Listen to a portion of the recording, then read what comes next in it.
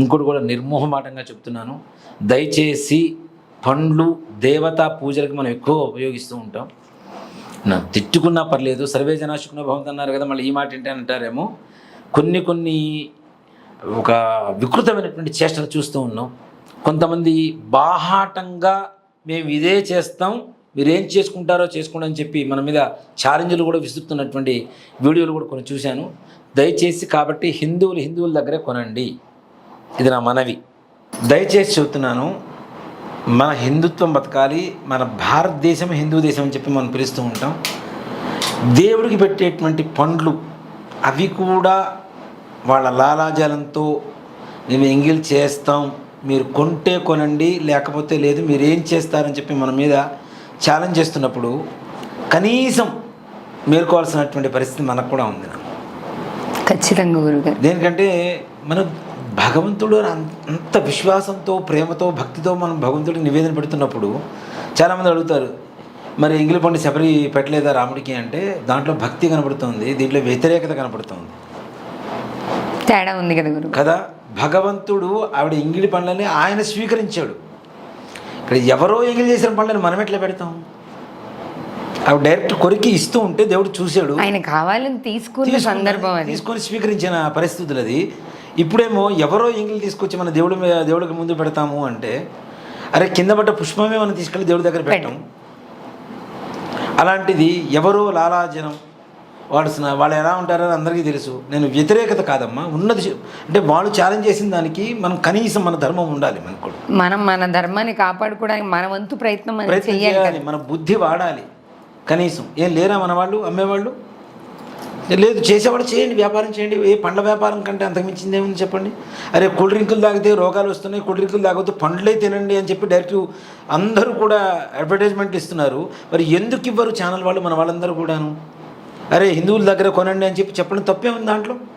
అయితే గురుగారు, ఇక్కడ ఆడియన్స్ నుంచి ఈ ప్రశ్న, ఇప్పుడు మీరు చెప్పినది కొన్ని సందర్భాల్లో మేము మా మీడియా ఛానల్స్ ద్వారా చెప్పినప్పుడు కింద కామెంట్లో పండ్లు హిందువుల దగ్గరే కొనాలి, కూరగాయలు హిందువుల దగ్గర కొనాలి అని చెప్తున్న మీరు, మరి మీకు నిజంగానే అనారోగ్యం వస్తే హిందువుల డాక్టర్ దగ్గరికి వెళ్తారా, వాళ్ళతోనే చూపించుకుంటారా అని అడుగుతున్న సందర్భాలు ఉన్నాయి. దయచేసి ఈ ప్రశ్న కేవలం ప్రేక్షకుల నుంచి వచ్చింది కాబట్టి నేను గురువుగారి ముందుకు తీసుకొచ్చాను. యా కరెక్టే కదా. మరి వాళ్ళు మన హిందూ డాక్టర్ల దగ్గరికి రావట్లేదా? డాక్టర్లందరూ వాళ్ళే ఉన్నారా? మన వాళ్ళు లేరా? అత్యధికంగా మన వాళ్ళే ఉన్నారు. మన వాళ్ళు ఎక్కువ మంది ఉన్నారు. మరి మన వాళ్ళ దగ్గర వాళ్ళు రావట్లేదా? ఎందుకు వస్తున్నారు? సిగ్గు లేకుండా, మరి బుద్ధి లేకుండా ఎందుకు వస్తున్నారు? రావద్దు కదా. మీరు మీ డాక్టర్లు మీరు పెట్టేసుకుని మా డాక్టర్లు మేము పెట్టుకుంటాం, మా దగ్గర ఉన్నారు చాలు. అవునా కాదా? అలా అనుకుంటే అసలు హిందువులు ఇవాళ రోజున ఏం కొనకపోతే మీరు ఎక్కడి నుంచి వస్తున్నారు? మీరు ఎక్కడ బతుకుతారు? అవునా కదా అమ్మా? అత్యధిక శాతం సమాజంలో కనిపిస్తున్న హిందువే కొనకపోతే మరి మనుగడ అనేది ఉండదు కదా. ఏం చేస్తారు మీరు? మీరేం ఛాలెంజ్ చేస్తారా? మేము ఎంగిల్ చేస్తాం, ఉమ్ముతాం. క్లియర్గా అమ్మా, మరి దరిద్రంగా ఎంత ఘోరాతి ఘోరంగా ఉంటుంది చెప్పండి. భగవంతుడి దగ్గర తీసుకెళ్ళినప్పుడు వాడి ఉమ్మే గుర్తుకొస్తుంది, కానీ భగవంతుడు గుర్తు రావడంలా. భయం వేస్తుంది. ఇది ఎవరు ఎక్కడ ఎంగిల్ తింటూ ఉంటే మనం ఇప్పుడు కొంతమంది అనారోగ్యం ఉండేవాళ్ళు ఉంటారు, వాళ్ళు పండు తింటూ ఉంటారు. అవి ముట్టుకున్నప్పుడు వాటి బ్యాక్టీరియా చేతికి వస్తుందా రాదా? పండు ఒలుచుకునేటప్పుడు ముందుగా చేయగడుకుంటాడు, కానీ ఒలుచుకున్న తర్వాత చేయగడుకోడుగా. అదే అంతే తినేస్తాడుగా. మరి ఆ బ్యాక్టీరియా వస్తుందిగా. నువ్వు రోగాలను కూడా నువ్వు అందరికీ పంచుతున్నట్టుగా. నీకున్న రోగాలు మీరు అందరూ ఆరోగ్యవంతులే ఉన్నారా? ఆరోగ్యవంతులే ఉంటే డాక్టర్లు అక్కర్లేదుగా మీకు అసలు. కానీ గవర్నమెంట్ హాస్పిటల్స్కి వెళ్తే మొత్తం ఉండేది వాళ్ళే ఉంటారు, ఇంకెవరు ఉండరు.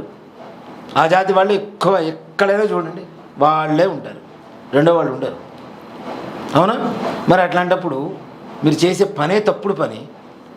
మేము చేస్తాం, మీ ఇష్టం ఏం చేస్తారో చేసుకోండి అంటే, అట్లాంటప్పుడు మన వాళ్ళకు కూడా కొంచెం బుద్ధి మారాలి, ఆలోచన విధానంలో మారాలి తప్పనిసరిగా. హిందువుల దగ్గరే కొనండి, దాంట్లో అనుమానమే లేదు. నిర్మోహమాటం చెప్తున్నాను నేను. హిందువుల దగ్గరే పండ్లు కొనండి, హిందువుల దగ్గరే కూరగాయలు తీసుకోండి, హిందువుల దగ్గరే మీరు తీసుకునేటువంటి ఏవైతే వస్తువులు ఉంటాయో వాళ్ళ దగ్గరే తీసుకోండి, వేరే వాళ్ళ దగ్గర తీసుకోకండి. అప్పుడు వాళ్ళు ఏం చేస్తారో చూద్దాం. ఇప్పుడు ఉమ్మి మనకు అమ్ముతున్నారు, మనం కొనడం మానేస్తే మింగడానికి ఉమ్మి కూడా వాళ్ళ నోళ్ళలో ఉండదు. అవునా కదా? కొంటున్నాం కాబట్టి ధైర్యంగా ఓపెన్గా చెప్పేస్తున్నాడు. మనకు గతి లేదా? మన వాళ్ళు అమ్మట్లేదా? మనకు గతి లేదా? వాడు తప్పితే మానవతా దృక్పథంతో చూస్తే వాడు కూడా మంచిగా ఉంటే మంచిగానే ఉంటాం మనం కూడా. వాళ్ళలో కూడా కొంతమంది ఉన్నారమ్మా, నేను కాదని చెప్పటల్లా. శ్రీరామ అనేటువంటి వాళ్ళు ఉన్నారు, భగవద్గీత శ్లోకాలు చదువుకొని వాటి ప్రమార్థం చూస్తూ చేసేవాళ్ళు చెప్పేవాళ్ళు కొంతమంది ఉన్నారు, పిల్లలకి నేర్పించేవాళ్ళు కొంతమంది ఉన్నారు, కొంతమంది రామ భజన చేసేటువంటి వాళ్ళు ఉన్నారు, గణేష్ మండపాలు కట్టేటువంటి వాళ్ళు ఉన్నారు, గణపతి నవరాత్రులలో శ్రీరామనవమి చేసేటువంటి వాళ్ళు ఉన్నారు.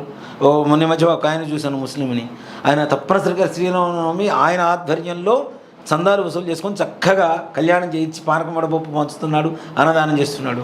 అలా చేసేవాళ్ళు ఉన్నారు గురువుగారు. చెయ్యకపోయినా సాంప్రదాయాన్ని ధర్మాన్ని వ్యతిరేకించకుండా గౌరవించి నడుచుకునే వాళ్ళు ఉన్నారు సమాజం. అమ్మ ఇక్కడంటే మనం ఇంత గొడవలు ఇవన్నీ ఉన్నాయి కానీ అమ్మ, మన ఆంధ్ర రాష్ట్రానికి వెళ్తే పెద్దగా ఈ తారతమ్యాలు తక్కువ. ముస్లిం హిందూ అనేటువంటి తారతమ్యాలు చాలా తక్కువ.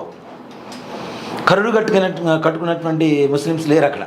అతి తక్కువ మంది ఉంటారు అతి తక్కువ మంది ఉంటారు, తక్కువ శాతం కనబడుతుంటారు. వాళ్ళ ఇళ్లల్లో పెళ్ళిళ్ళు జరిగితే తప్పనిసరిగా నాగేంద్రుడి దగ్గర పొంగలి చేయించి నివేదన పెట్టిన తర్వాతనే వాళ్ళ ఇంట్లో పెళ్లి చేసుకుంటారు.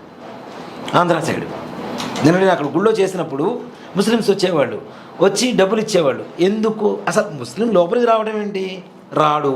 వచ్చి మళ్ళీ బ్రాహ్మడికి డబ్బులు ఇచ్చి దండం పెట్టడం ఏంటి అంటే, లేదు మా అమ్మాయి పెళ్ళి ఉంది పలానా రోజున, మీరు ముందు నాగులు అంటారు వాళ్ళు, నాగేంద్ర స్వామిని నాగులు అంటారు వాళ్ళు. నాగులకి మేము పాయసం వండిస్తే కానీ మేము మా ఇంట్లో పెళ్లి చేసుకోమని చెప్పారు చాలామంది నాకు అక్కడ గుంటూరులో ఉన్నప్పుడు. సో అక్కడ కొంతమంది ఉన్నారు, నేను లేరని చెప్పను, కానీ కొంతమంది చేస్తున్నటువంటి అకృత్యాల వల్ల ఆ జాతి మొత్తానికి చెడ్డ పేరు వస్తుంది. నిజంగా కొన్ని ప్రభుత్వాల పరిస్థితి చాలా గర్విస్తుంటాను.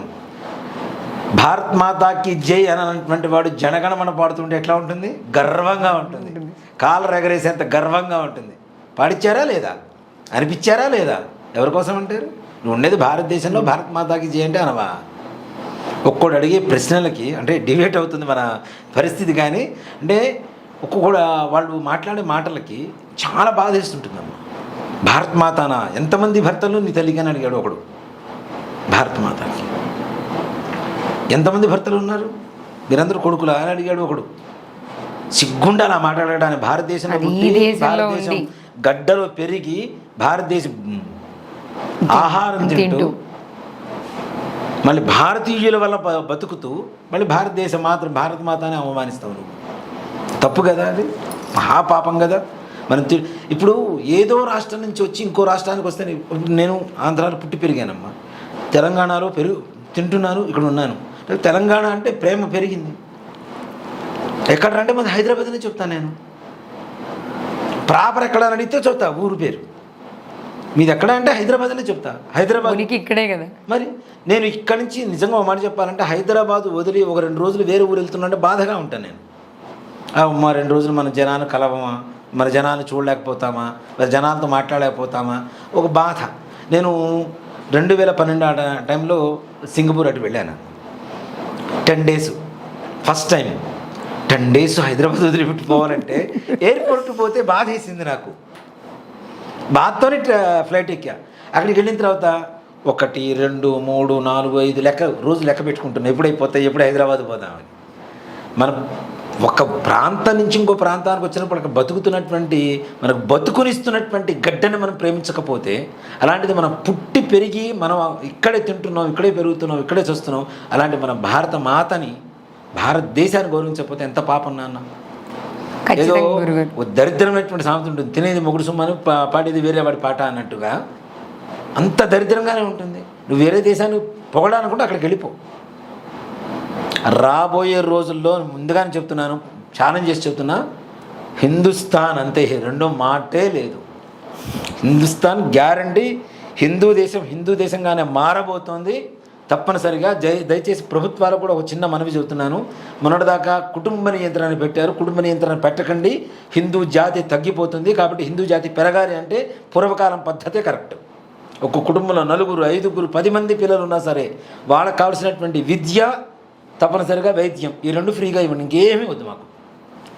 చదువుకునే విద్య, వైద్యం, ఈ 2 ఫ్రీగా ఇస్తే ఎవరు సంపాదించుకోవాల్సింది వాడు సంపాదించుకుంటాడు, ఎవరు ఏ పని చేసుకుంటే ఆ పని చేసుకుంటాడు, దానివల్ల బతుకుతారు. ఏం పూర్వకాలంలో బతకలేదు, ఒక్కొక్కడికి 10 మంది 15 మంది సంతానం ఉంటే వాళ్ళకి ఉంటే బతకచ్చు కదా గురు. మరి కాబట్టి ఈ రెండు ఫ్రీగా ఇవ్వండి ప్రభుత్వాల వారు. హిందుత్వాన్ని పెంచండి, కుటుంబ నియంత్రణ తీసేసేయండి. మనకు మాత్రం ఎందుకు కుటుంబ నియంత్రణ? వాళ్ళకి మాత్రం 7 పెళ్ళిళ్ళు చేసుకోవచ్చా, ఒక్కో భార్యకి 10 మంది సంతానం ఉండొచ్చా, కాగానే రోడ్డు పక్కన ఒక cycle shop, tyre puncture shop ఏదో ఒకటి ఇస్తావా? మాకు మాత్రం ఇద్దరు మాత్రం ఒకరు ముద్దు ఇద్దరు వద్దు, ఆ పైన అసలే వద్దని చెప్పి మాకు మళ్ళీ స్లోగన్స్ పెడతావా? వద్దు కదా, అట్లా తప్పు కదా. హిందుత్వం పెరగాలి, హిందూ జనాభా తగ్గిపోతుంది కాబట్టి హిందుత్వం పెరగాలంటే కుటుంబ నియంత్రణ కూడా వద్దు దయచేసి. నారు పోసినవాడు నీరు పోస్తాడు, అవునా కదా? భగవంతుడు మనకు సంతానం ఇస్తున్నాడు అంటే వాళ్ళకి తగ్గ ఉపాధి కల్పిస్తూనే ఉంటాడు, దాంట్లో ఏమాత్రం కూడా సంశయం లేదు. అవసరాలు పెరుగుతున్నాయి, జనాభా పెరిగే కొద్ది అవసరాలు కూడా పెరుగుతున్నాయి. అవసరాలు పెరుగుతున్నప్పుడు ప్రతి ఒక్కరికి పని ఉంటుంది. పని లేని వాళ్ళు ఎవరున్నా అమ్మ? పని చేయకూడదు, ఇంట్లోనే ఖాళీగా కూర్చోవాలనుకున్న వాడికి తప్పించి పని చేయాలనుకున్న ఒక్కడికి పని ఉంది. ప్రపంచంలో పచ్చిగడ్డ అమ్ముకుని కూడా కోట్లు సంపాదించేవాళ్ళు చాలామంది ఉన్నారు. దర్భ, ఇప్పుడు బ్రాహ్మణ కార్యక్రమానికి అన్నిటికీ దర్భ వాడుతూ ఉంటాం. దర్భ అమ్మేటువంటి ఒక వ్యక్తి, సైకిల్ మీద తిరిగి దర్భ అమ్మేటువంటి వ్యక్తి కొడుకు అమెరికాలో ఇవాళ రోజున కనీసం నెలకు వచ్చేసరికి 15 లక్షల రూపాయల శాలరీ తీసుకుంటున్నాడు ఇండియన్ కరెన్సీ ప్రకారం. 3 ఇళ్ళు కట్టాడు, కూతురికి బ్రహ్మాండమైన సంబంధం ఇచ్చి పెళ్లి చేశాడు. దర్భ అమ్ముతున్నాడు ఆయన, ఇప్పటికీ అమ్ముతున్నాడు. మళ్ళీ అదే నిక్కరు, అదే షర్టు, అదే సైకిల్.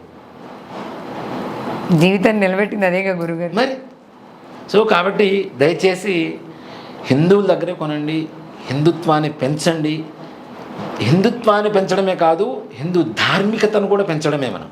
దీనివల్ల మన పవిత్రతని మనం కాపాడుకోవడం, మన శాంటిటీని మనం ప్రొటెక్ట్ చేసుకోవటం. ఆ శాంటిటీ పోయింది అంటే ఎవరైనా వచ్చి మన ఇంట్లో కంచంలో ఉమ్మేస్తే అదే కంచంలో కడుక్కోకుండా మనం తింటామా? ఎంత పాపం, అవునా? ఇప్పుడు మరి మన జీవన విధానం మొత్తం కూడా భగవంతుడి మీద ఆధారపడి ఉంది. భగవంతుడు అనుగ్రహిస్తే చాలు వరకునేటువంటి మనందరం భగవంతుడికి ఎంగిలి పండ్లు ఎట్లా పెడతాం మనం? తప్పు కదా కదా. అసలు వస్తున్న పండ్లే ప్రకృతి సిద్ధంగా రావడం లేదు, దాంట్లో ఇంకో దరిద్రానికి ఇంకో దరిద్రం తోడవుతుంది. అష్టదరిద్రాలు మొత్తం దాంట్లోనే ఉంటుంది. ఒకప్పుడు రోగాలు వస్తే ఎవరింటికన్నా వెళ్ళేటప్పుడు బ్రెడ్డో లేదంటే పండ్లో తీసుకుని వెళ్ళేవాళ్ళు. ఇప్పుడు అవి తింటేనే రోగాలు వచ్చేటువంటి పరిస్థితికి వస్తున్నాం. కాబట్టి అవి మనమే పండించుకుందాం, చక్కగా పంటలు వేసుకుందాం. మనమైతే మనకు ఉండేటువంటి దేవుడికి వెళ్తుంది. అరే దేవుడికి ఇప్పుడు చూడండి, మనం ఎక్కడన్నా పండు కొనడానికి వెళ్ళినప్పుడు కూడా అయ్యా దేవుడు గుళ్ళోకి అయ్యా అంటే రూపాయి తగ్గించిస్తాడు మన వాడు. అవతల వాడు ఎందుకు ఇస్తాడు? కొంటే కొను పోతే పోవంటాడు, ఒకటే మాట కదా. అంటే ఆ భక్తి అక్కడ కనబడుతుంది కదా. అమ్మేవాడే భక్తితో ఇస్తున్నప్పుడు కొనేవాడు ఇంకెంత భక్తితో ఉండాలి? పరమ భక్తితో తీసుకోవాలి కదా. భగవంతుడు పెడితే పెట్టేంత వరకు పండు, పెట్టిన తర్వాత ప్రసాదం ఉంది అది కదా. దానికి ఆ పవిత్రత చేకూరుతుంది. భగవంతుడి దృష్టి ద్వారా ఆయన మనం పెట్టినటువంటి ప్రసాదాన్ని ఏదైతే నివేదన ఉందో దాన్ని స్వీకరించి దాన్ని ప్రసాదంగా మారుస్తున్నాడు ఆయన. కాబట్టి దయచేసి ఈ విధంగా మాత్రం ఎక్కడ చేయకండి. అలాగే ఉగాది ఈ సంవత్సర ఫలితాలు వస్తే భారతదేశంతో పాటుగా ఇతర దేశాల్లో కూడా యుద్ధ వాతావరణాలు బాగా ఎక్కువగా అవుతాయమ్మా. కొన్ని దేశాల్లో హిందూ వినాశనం జరుగుతుంది, అది ఇంకా పెరిగేటువంటి ప్రమాదం కూడా ఉంది, పొంచి ఉంది. అలాగే అమెరికా అట్లాంటి చోట్ల మన భారతదేశంలో జనాభా కావచ్చు, ఇతర జనాభా ఎవరైతే ఉన్నారో ఉద్యోగాల కోసం విద్యల కోసం కూడా చాలా అగచాట్లు పడేటువంటి పరిస్థితులు కూడా కనబడుతున్నాయి. వాటి పట్ల విదేశాలకు వెళ్ళి చదువుకోవాలి, అక్కడే ఇప్పుడు ఉన్న గవర్నమెంట్ కూడా అక్కడ ఉన్న గవర్నమెంట్ కూడా చాలా సిస్టమ్స్ అన్నీ మార్చేసింది. గ్రీన్ కార్డు హోల్డర్ కూడా పర్మనెంట్ రెసిడెన్సీ లేదని చెప్తోంది. గ్రీన్ కార్డు తీసుకున్న పర్మనెంట్ రెసిడెన్సీ లేదు, ఏదో గోల్డ్ కార్డు డైమండ్ కార్డు ఏదో తీసుకోవాలట. అది ఇలా 1,00,000 ఇవి పెట్టేసి డాలర్లు పెట్టుకుంటే వస్తుందిట. వాళ్ళ పద్ధతులు నియమాలన్నీ రూల్స్ అన్ని మార్చేస్తున్నారు. ఇంత సంపద ఇంత విజ్ఞానాన్ని ఇతర దేశాలకు ఇచ్చేదానికంటే కూడాను మన స్వదేశంలో ఉపయోగపెడితే చూడండి. మీకు వీసా కూడాను చాలామందికి వీసా ఇచ్చే వాళ్ళకి ఎట్లా ఉంటుందంటే వాడు నాలెడ్జ్ని బట్టే ఇస్తారు. అవును, వాడికి నాలెడ్జ్ ఎక్కువ ఉందంటేనే వీసా తొందరగా వస్తుంది. ఏంటంటే ఆ నాలెడ్జ్ ఆ దేశానికి కావాలి కదా, ఉపయోగపడుతుంది కదా. అవునా? ఈ మేఘమదనాలు ఇవన్నీ కూడా అక్కడి నుంచి తీసుకొచ్చి ఇక్కడ వాళ్ళే అక్కడికి వెళ్ళి ప్రయోగాలు చేశారు. కాబట్టి మన విజ్ఞానాన్ని మనం ఉపయోగించుకుంటే ఇంకాస్త ఉన్నతంగా ఉంటుంది. రాబోయేటువంటి రోజుల్లో కూడా కేంద్ర ప్రభుత్వాల్లో కూడా మరలా హిందుత్వం ధర్మాన్ని నెలకొల్పేటువంటి వ్యక్తులే రాబోతున్నారు తప్పనిసరిగా. వాళ్ళ వల్ల కూడా మన భారతదేశం ఇంకాస్త ప్రతిభ గుర్తింపు ఇనుడింపజేస్తూ ఉంటుంది తప్పనిసరిగా. చూశారు కదా, మన విశ్వావసునామ సంవత్సర ఉగాది పంచాంగ శ్రవణం గురువుగారి మాటల ద్వారా విన్నాము. అలానే మనం ఏ జాగ్రత్తలు తీసుకోవాలి, ఎలాంటి పరిహారాలు చేసుకోవాలి అవన్నీ కూడా వివరంగా తెలియజేశారు. మీకు ఇంకా కూడా వ్యక్తిగతంగా ఏమన్నా సందేహాలున్నా, మీకు వ్యక్తిగతంగా సమస్యలకి పరిష్కారాలు కావాలనుకున్నా కూడా కింద స్క్రోల్ అవుతున్న నెంబర్కి కాంటాక్ట్ చేస్తే గురుగారి అపాయింట్మెంట్ తీసుకొని మీకు ఇవ్వడం జరుగుతుంది. మీరు వ్యక్తిగతంగా కూడా సంప్రదించవచ్చు. మరోసారి మన శ్రీ మీడియా ప్రేక్షకులందరికీ కూడా విశ్వావసు నామ సంవత్సర ఉగాది శుభాకాంక్షలు. మరో వీడియోతో మళ్ళీ కలుద్దాం. నమస్తే.